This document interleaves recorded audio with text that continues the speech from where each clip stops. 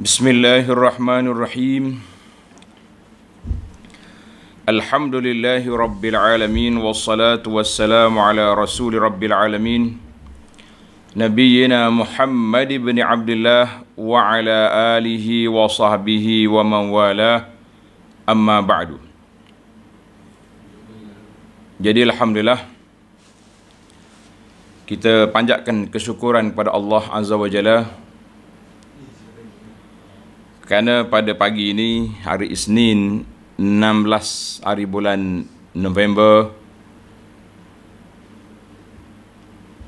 2020, kita dapat sambung pengajian kita dalam tafsirul Quran dan tadabbur beberapa ayat, walaupun dalam suasana PKP yang menghadkan kuliah ini boleh secara alam maya saja, tidak boleh di alam nyata.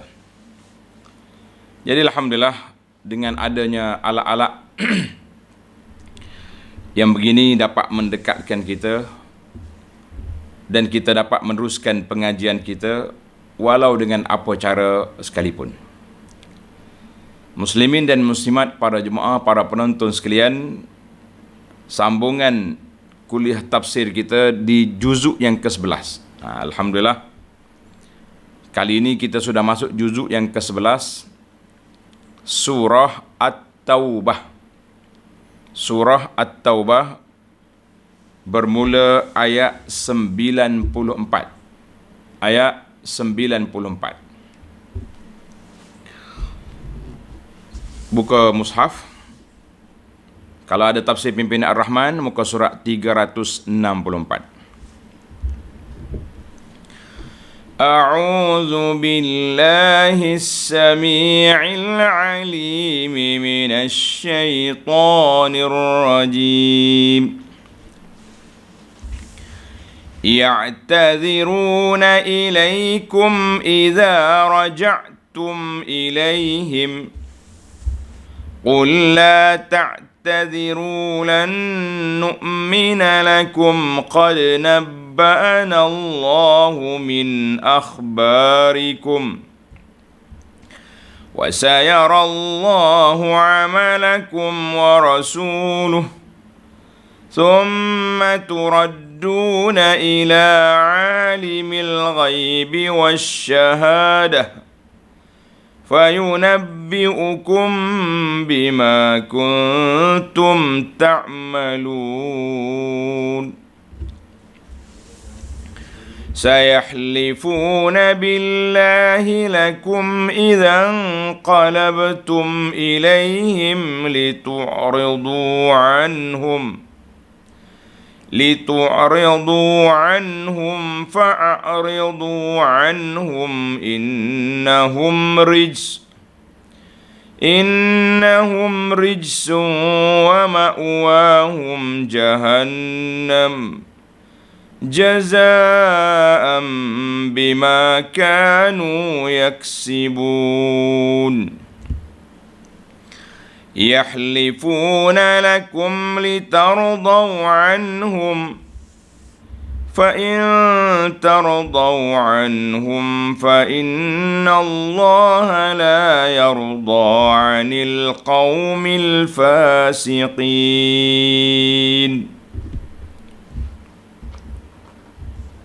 Ayat ini masih lagi kita dalam skop perbincangan kita tentang mendedahkan tembelang puak-puak munafikin, sama ada munafikin di bandar atau munafikin di desa ataupun dipanggil badui, munafik badawi.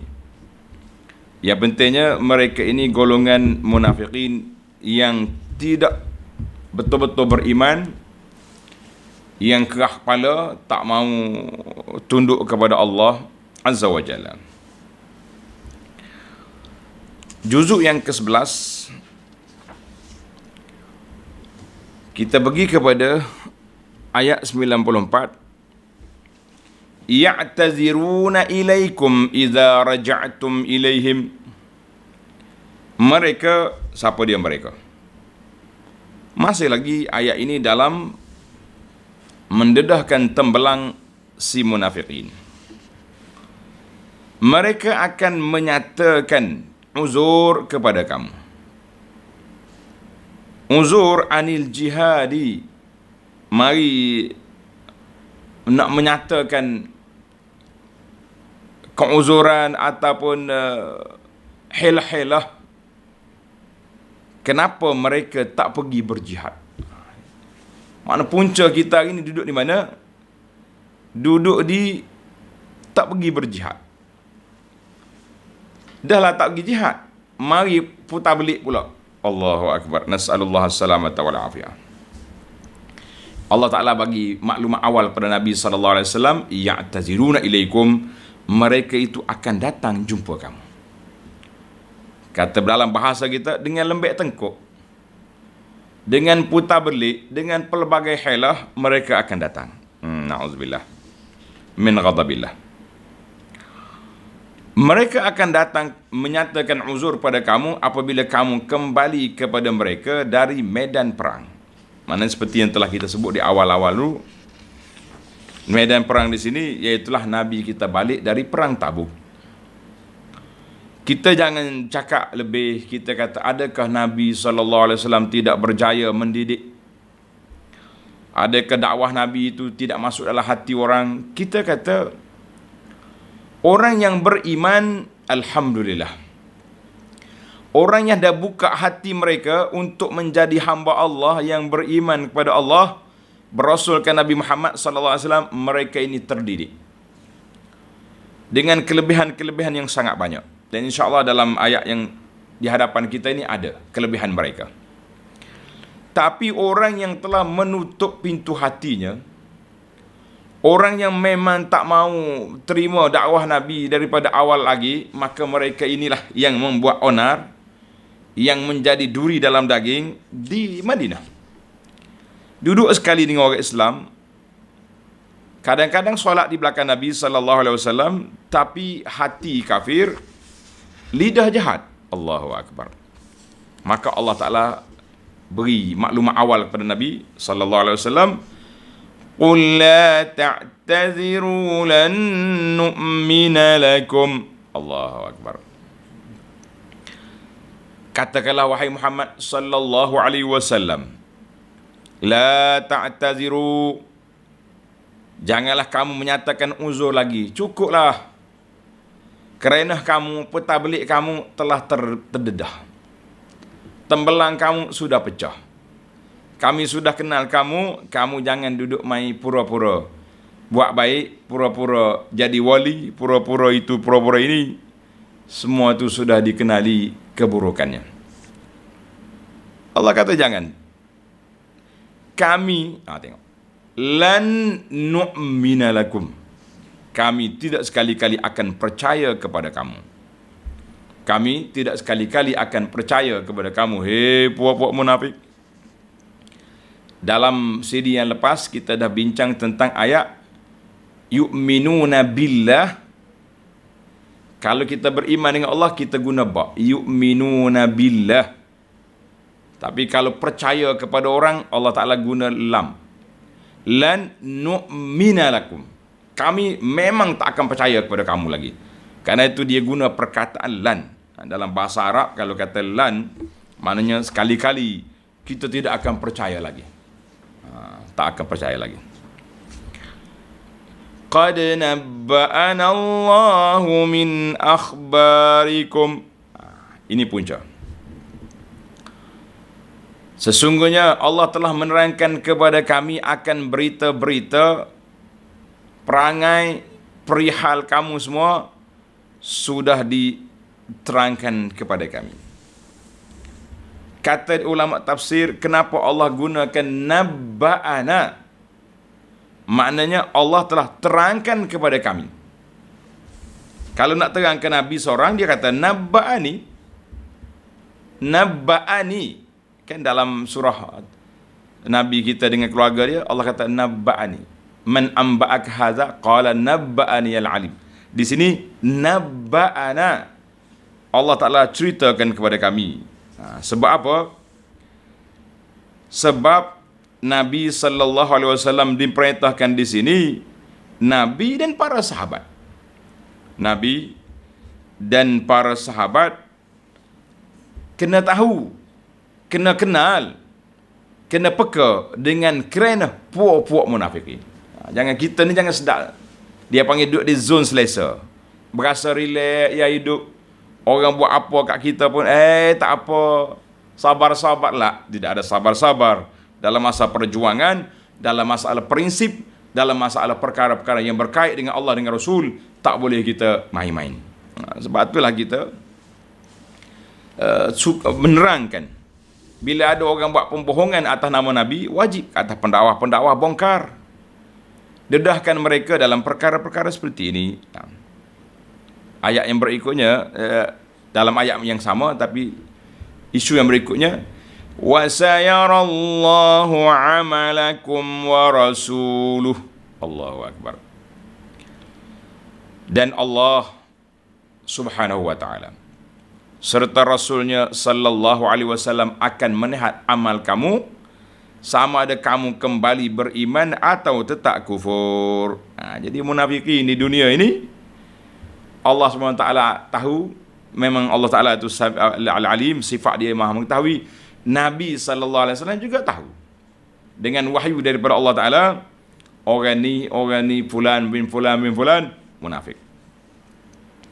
Maka di situ, seorang sahabat yang bernama Huzaifah ibnul Yaman radhiyallahu anhu telah didedahkan rahsia-rahsia munafik ini kepada dia.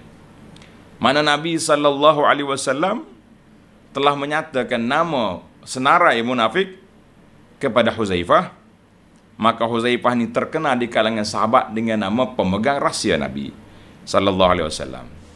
Bahkan diceritakan bahawa Sayyidina Umar radhiyallahu anhu pernah pergi tanya Huzaifah, Huzaifah, adakah tidak nama Umar ibn al-Khattab di dalam senarai munafikin? Subhanallah. Betapa Sayyidina Umar, seorang yang kuat imannya, yang mantap pendudukannya, tapi masih lagi meletakkan kebimbangan, masih lagi meletakkan orang panggil berhati-hati, kebimbangan dengan apa yang berlaku dalam kawasan dia. Dan Umar, kalau ada orang mati, orang yang tidak dikenal pasti kedudukannya, dia tengok Huzaifah pergi solat ke tidak. Kalau Huzaifah pergi, dia kata ini orang beriman, tak keluar daripada senarai munafik. Baiklah, maknanya atas dunia Allah Ta'ala dan Rasulnya sallallahu alaihi wasallam tahu siapa munafik, dan Allah Ta'ala akan zahirkan siapa yang benar dan siapa yang berbohong di dalam taubat daripada sifat munafik. Ada munafik yang kembali kepada jalan Islam, yang taubat, ada. Jadi alhamdulillah, dan ada mereka yang mati sampai kafir, dalam keadaan kufur. Seterusnya, thumma turadduna ila alimil ghaibi wasyahadah fayunabbi'ukum bima kuntum ta'malun.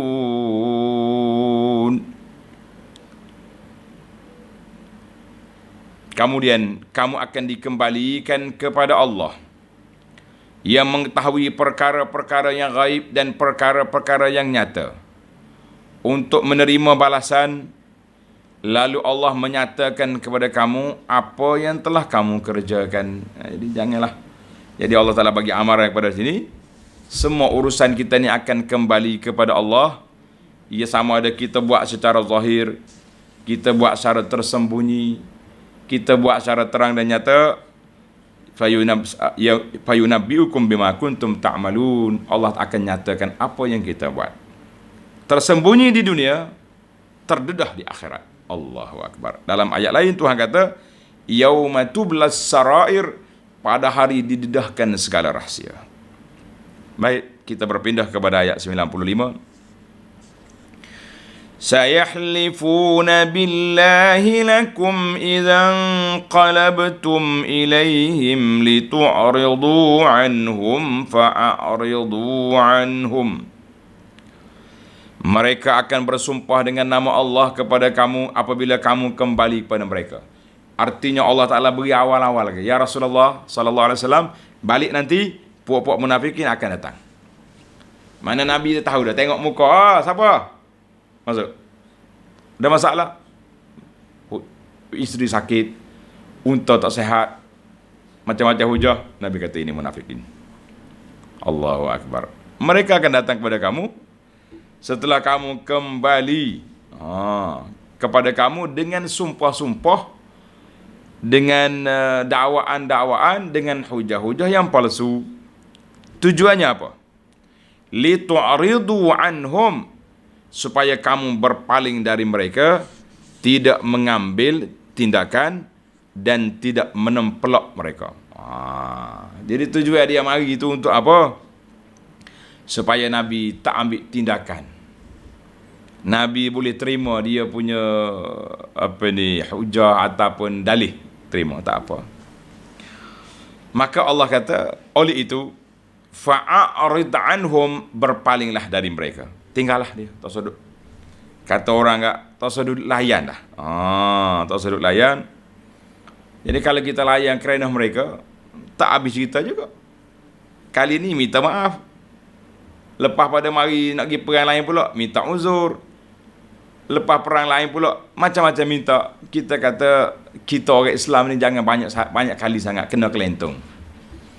Istilah orang muda-muda ni, ahli-ahli Facebook, dia jangan banyak kali kena kencing. Ini bahaya ni. Nah, kena kencing kau buat munafikin, buat kafir, buat penipu ni jangan banyak kali sangat. Jadi maka Allah kata tinggalkanlah. Mereka takut dicela, mereka takut ditempelak, mereka takut, tinggalkan, tak usah cara. Dia mari maaf, beres, lepas balik, tak ada apa. Tapi keburukan mereka, kejahatan mereka, Allah Ta'ala dedah. Ayat-ayat yang kita baca ni, berapa ayat sudah, berapa siri sudah, semuanya pendedahan ini Allah Ta'ala dedah. Maknanya kalau kita layan orang zaman tu, watak zaman tu tak habis. Zaman Nabi tu selesailah, bila mereka mati, tak ada. Tapi kita kena ingat, watak-watak munafikin yang duduk mai putar belik ni, duduk mai minta uzur, minta halah ni, bukan berakhir dengan mereka mati, atau bukan berakhir dengan wafatnya Nabi sallallahu alaihi wasallam. Mereka ini akan berterusan sampai hari kiamat. Maka Allah Ta'ala kata untuk sudut layan mereka, kerana ini akan berulang-ulang sampai bila-bila. Tapi ini yang paling berat sekali, innahum rijsun. Ini berat. Ayat ni agak kasar. Allah kata kerana sesungguhnya mereka itu kotor, rijsun, najis, disebabkan mereka telah sebati dengan kekufuran. Mana kotor dari sudut akidah, kotor dari sudut kepercayaan, kotor dari sudut pegangan. Tuannya tak payahlah kita bersalah dengan dia, kena sama, kena basuh tangan, kena pakai alat sabun, tak. Macam juga dengan orang-orang kafir yang lain yang telah kita bincangkan dulu. Kufur itu najis dari sudut perbuatan, najis dari sudut i'tiqad, kepercayaan, najis dari sudut akhlak yang buruk. Macam kita juga, bila kita dengar orang cakap tak baik, kita kata, cakap kotor awak ni. Adakah kita kena pergi basuh mulut dia? Itu maksud dia, rijsun. Maknanya mereka itu kotor, hatinya kotor, mulutnya busuk, disebabkan mereka telah sebati dengan kekufuran. Dia kufur itu telah menjadi darah daging dia, nasi makan, air minum, kata orang. Maka mereka sangguplah buat apa saja. Namun begitu, Allah kata, wa ma'wahum jahannam jazaa'an bima kanu yaksibun. Dan tempat kembali mereka pula ialah neraka jahanam. Tempat kembali mereka di mana? Neraka jahanam. Sebagai balasan bagi apa yang telah mereka usahakan. Tak tahu apa dah kita. Neraka jahanam tempat kembali dia, hasil daripada usaha kerja buat yang mereka lakukan itu, mereka akan pergi ke neraka jahanam, wal iyazu billah. Minta melindungilah kita dengan Allah daripada penyakit yang bahaya ini. Adapun sahabat Ka'ab bin Malik dan dua lagi sahabat dia yang bercakap benar, mereka walaupun dijatuhkan hukuman beberapa puluh hari, 40 hari lebih, diboikot,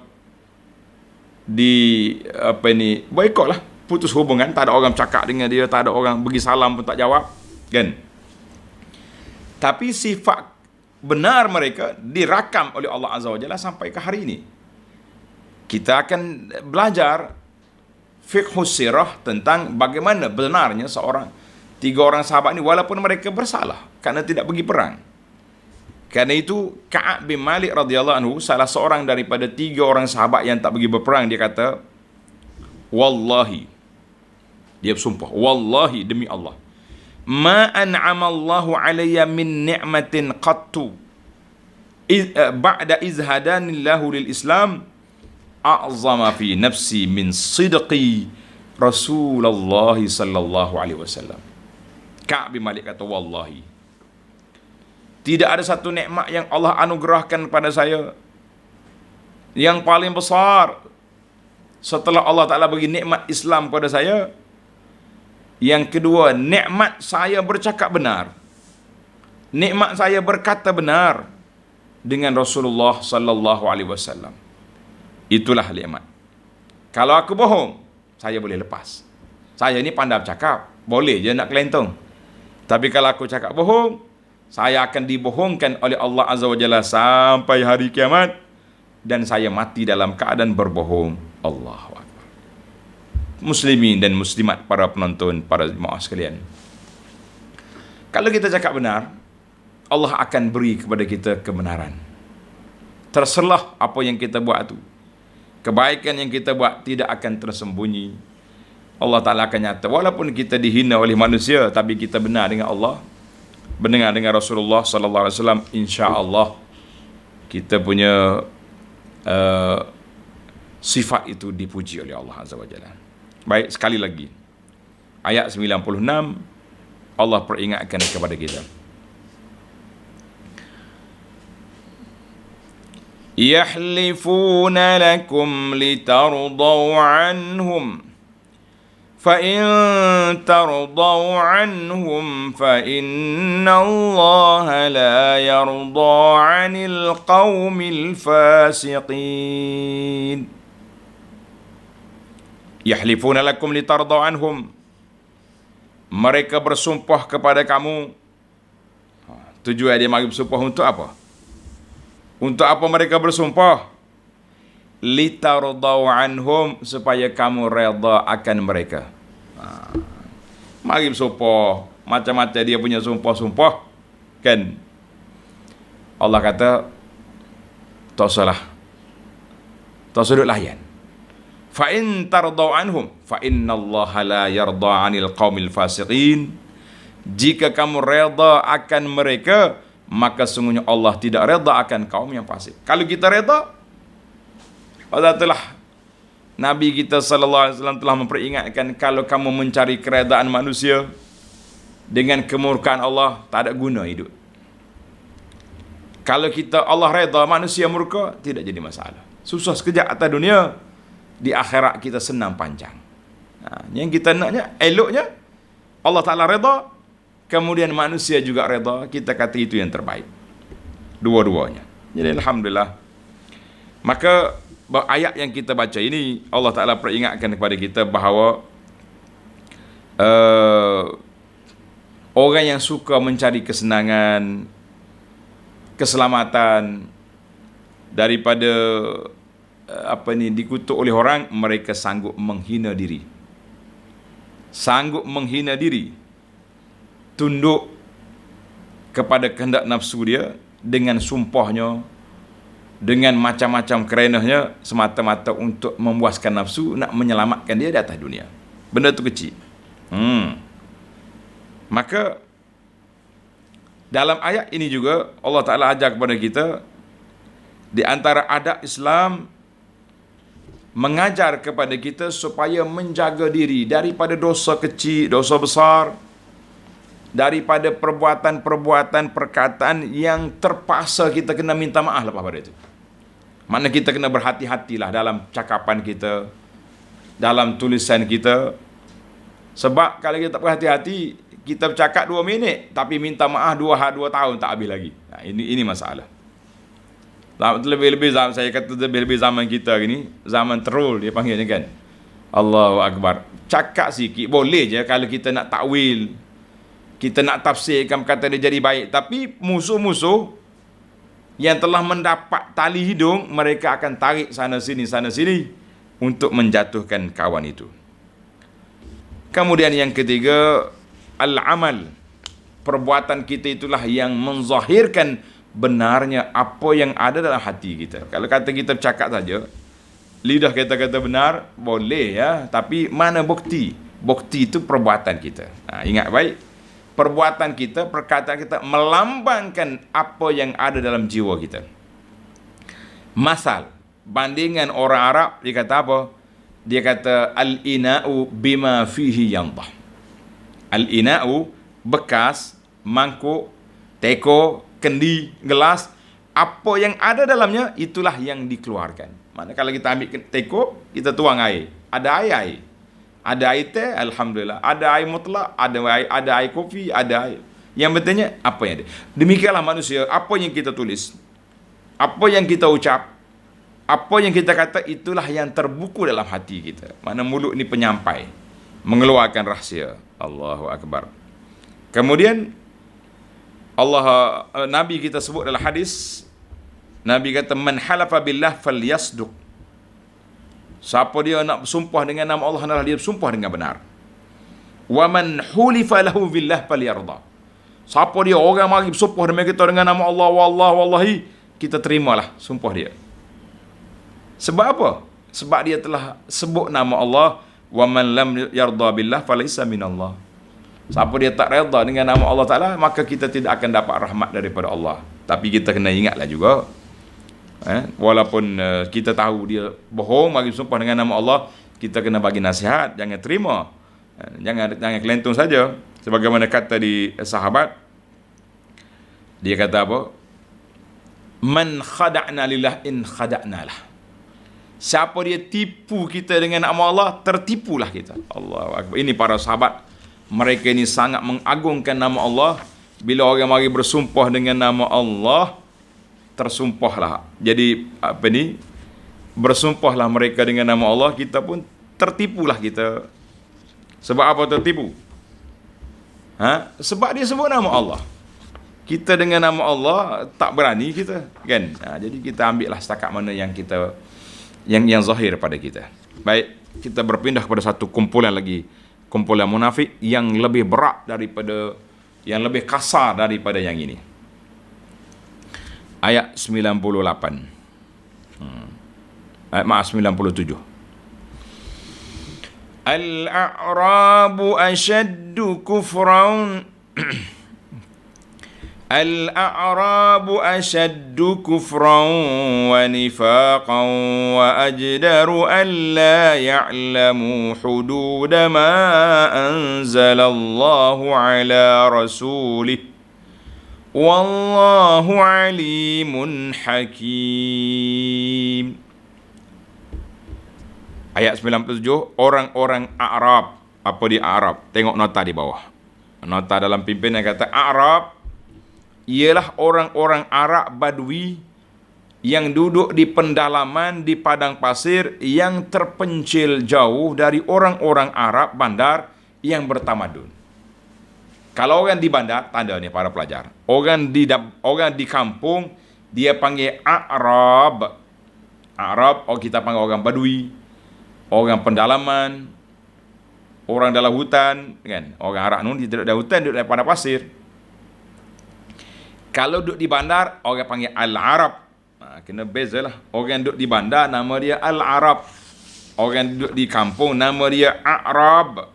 Arab yang duduk di bawah di celah-celah bukit, di lorong-lorong, di lereng bukit, duduk jaga kambing, itu dia panggil Arab. Apa dia cerita Arab ni? Tengok nota di bawah. Maknanya orang-orang Arab penduduk bandar yang jauh Itu nama dia Arab. Orang di kampung nama dia Arab. Sebabnya mereka lebih keras kufurnya dan sikap munafiknya kerana mereka hidup secara liar dan jauh pula dari melihat alim ulama. Masa tu tidak ada alat-alat gadget ni kan. Mana kalau duduk jauh sangat, dia tak dengar lah Quran, tak dengar hadis, tak dengar kuliah, tak dengar tu, tak dengar ni. Jadi tabiatnya lebih kasar daripada hidup di bandar. Atau mereka juga tidak dapat mendengar nasihat pengajaran, apalagi mengetahui kandungan kitab Allah dan hadis-hadis Rasulnya sallallahu alaihi wasallam berbanding dengan orang-orang Arab penduduk bandar. Itu ulama tafsir kata sebab kenapa Al-A'rab ni asyaddu kufra. Tengok ayat ni Tuhan kata. Orang-orang Arab itu lebih keras kufurnya dan sikap munafiknya. Lebih keras. Maknanya munafik dia tu hok bandar ni munafik dah, tapi oleh kan dia selalu dengar, dia pemalu-malu mata juga, duduk sekali dengan Nabi, sekali dengan para sahabat, sekali dengan orang Islam, tapi duduk di kampung ni lagi dahsyat. Dan sangatlah patut mereka tidak mengetahui batas-batas dan hukum-hukum syarak yang diturunkan oleh Allah kepada Rasulnya sallallahu alaihi wasallam. Dan ingatlah Allah amat mengetahui lagi amat bijaksana. Mereka nak tahu macam mana, dia tak mengaji. Kita hari ni kalau kita pergi di pendalaman-pendalaman, kita tanya tentang Islam, mereka dia tahu Islam tu apa dia, orang Islam dia tahu, tapi ajaran Islam tak tahu. Jadi ada orang yang ambil kesempatan masuk Islam pun ada. Tengok ayat 98 ni. Wa minal a'rabi man yattakhidhu ma yunfiqu maghraman wa yatarabbasu bikumud dawair alaihim dairatus saw wallahu sami'un alim. Dan sebahagian daripada orang Arab yang munafik itu memandang apa yang mereka belanjakan derma pada jalan Allah itu sebagai satu bayaran yang memberatkan.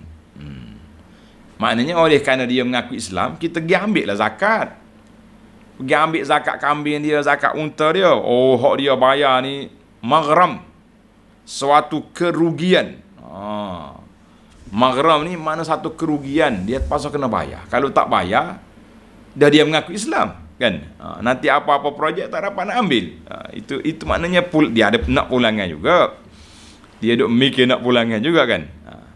Wa yatarabbasu bikumud dawair, dan sambil menunggu peredaran zaman yang membawa bala bencana menimpa kamu. Dia duk tunggulah, bila lah puak-puak Islam ni nak kena bala, bila lah. Jadi dia duk cari, menunggu-nunggu kalau kita kalah perang kau macam mana, nak apa, nak happy, nak gembira dengan kekalahan, dengan musibah yang menimpa orang Islam. Kita kata jangan duduk pakai buah dia lah, jangan duduk percaya dengan dia tu. Masya Allah. Allah kata apa? Alaihim dairatus saw, sebenarnya atas mereka lah tertimpanya bala bencana yang dibawa oleh peredaran zaman yang buruk itu. Wallahu sami'un alim, dan ingatlah Allah amat mendengar lagi amat mengetahui. Ini dia panggil kumpulan orang munafikin yang duduk di Madinah. Kemudian ada satu lagi kumpulan munafik yang duduk di desa, ataupun dia panggil duduk badui di padang pasir. Jadi kenapa dia jadi keras? Sebabnya mereka ini jauh daripada alim ulama. Kita orang Islam pun orang Islam kita hari ni pun hak tak belajar, yang tak mengaji. Ada setengah orang ni, dia pergi masjid untuk solat je, lepas solat balik, tak dengar kuliah, tak dengar tazkirah, tak dengar macam-macam nasihat-nasihat. Jadi kita kata hari ni kalau kita tak pergi masjid, kita ada YouTube, kita ada alat-alat ni, masih lagi ada ruang, masih lagi ada peluang. Tapi kalau tak dengar langsung, nak kata apa? Tanda ni dalam sebuah hadis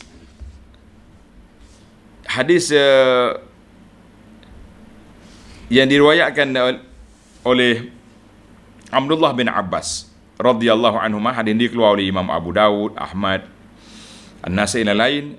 Nabi kata, man sakanal badiyata jafa. Dengar. 3 perkara Nabi sebut. Man sakanal badiyata jafa.